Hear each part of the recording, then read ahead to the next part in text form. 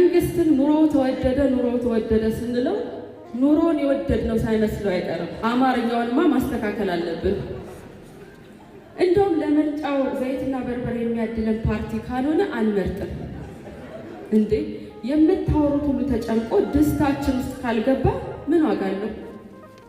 በነገራችን ስለ ፓርቲዎችዬ ዘንድሮ መቼም የዚች ሀገር ችግር የሚፈታው ፓርላማው በዶክተሮች ሲሞላ ነው ያላችሁን የሚመስለው። በዶክተር እንትናና እንትኔ ታለቅን እኮ።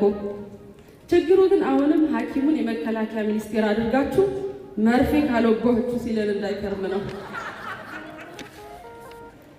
ወገኔ ማስተዋል ዶክተርና ፕሮፌሰርነት ውስጥ እየመረጠች አትሸሸግም።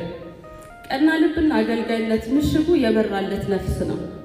የተማረ ሰው ሀገር ሲመራ ሸጋ ነው።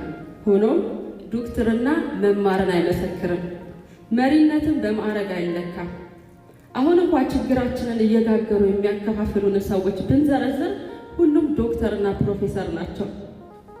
የመጀመሪያ አሜሪካ ፕሬዝዳንት ጆርጅ ዋሽንግተን በአባቱ ሞት ምክንያት ትምህርቱን ያቋረጠ ሰው ነበር።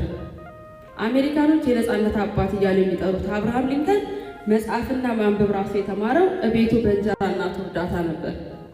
መሪነቱ የተዋጣለት በብዙ ንባቡና በማስተዋሉ ነው። ጉዳዩ መሪውን መዘወር መቻልና አለመቻል ብቻ ነው።